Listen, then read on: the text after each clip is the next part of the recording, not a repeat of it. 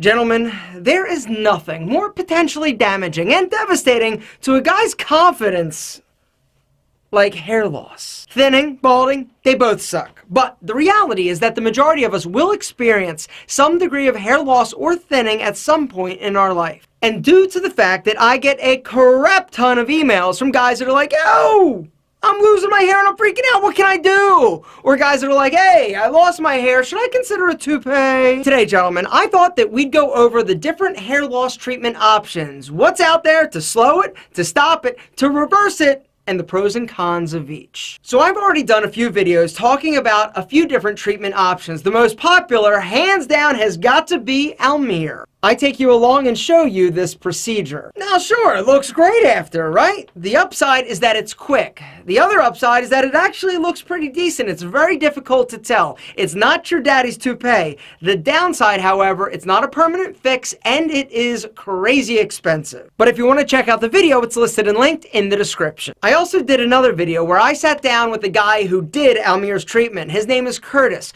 Curtis has a lot of experience with hair transplants. He's had one himself.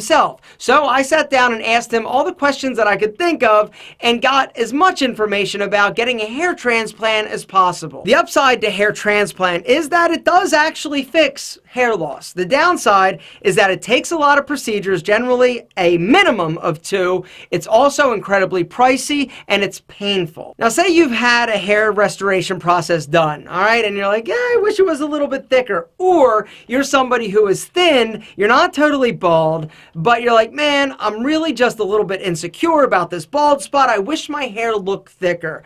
I also did a video talking about this product. It's called Go Fiber. This is some of the craziest stuff I've ever seen. I actually took it to test it on my hairstylist, Steven. If you missed that video, actually, that clip is so good. Let's see it now. It's thinning like a lot of guys right here on the crown. All right, so all you do to use the Go Fiber, hang on to that please, is you sprinkle and pat. So you just sprinkle it on and pat it, okay? That's it. This stuff is sweat resistant, rain resistant. Look at that. Look at that. The way that it works is your hair has a positive magnetic charge. The Go Fiber actually has a negative magnetic charge, and look at that. Seriously, right there. That is ridiculously cool. Check it out. That is so wild. Let's see the before and after again.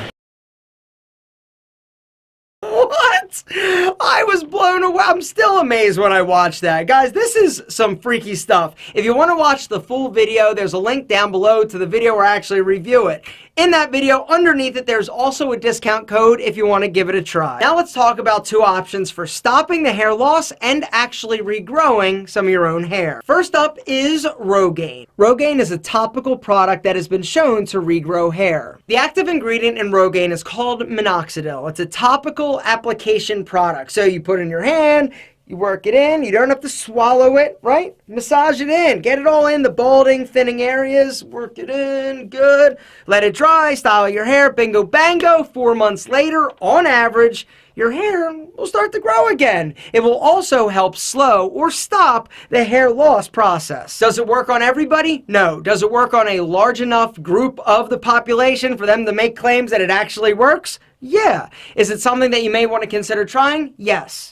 Possibly. I don't know. It's up to you. I can't answer for you. All I know is if I was balding, I would probably give it a shot. The downside is that it doesn't work for everybody. It takes a little while to work. And the other thing that you have to realize is that if you stop using it, it's going to stop working. And the hair that you regrew may actually fall, it will fall back out. It's not a cure, it's a treatment. Next up, Propecia. Propecia is an oral medication. You take it and it slows the amount of DHT that your body is producing. DHT is a hormone responsible for hair loss. Decrease DHT and your hair is like, hey, I don't have DHT anymore. Sweet, I'm gonna start growing and I'm gonna stop falling out. The medication can only be taken by men and cannot be handled by women or children, which kind of makes me go, what? The good news, I've got a great head of flowing, luscious locks. The bad news, my wife grew a 3rd breast. Actually, that's not a bad thing. The bad news with Propecia is that a lot of people do report medical medical side effects, as in sexual side effects.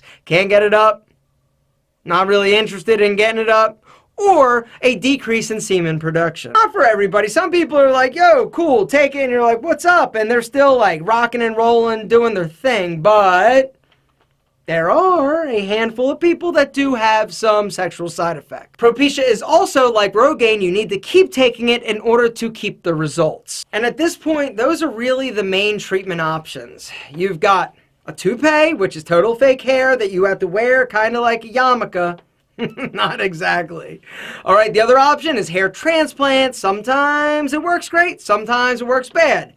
Another option is Rogaine, which will help regrow hair a lot of times and help slow the hair loss process. Propecia, same thing. Go Fiber is like hair in a can voodoo. I don't know how it works. Actually, I do technically know how it works. I still can't believe how well it does work. The other option is to actually embrace your hair loss. Does it suck? Yes. Are you going to have a period where you're like, this really sucks, and freak out? Yes.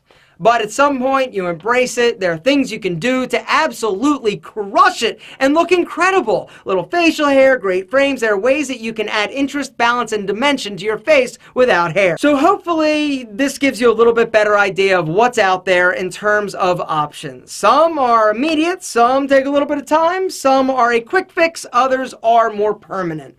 All of the information and videos are listed and linked down in the description, but the one thing I would like you to take away, you are devastatingly handsome and amazingly awesome with or without your hair.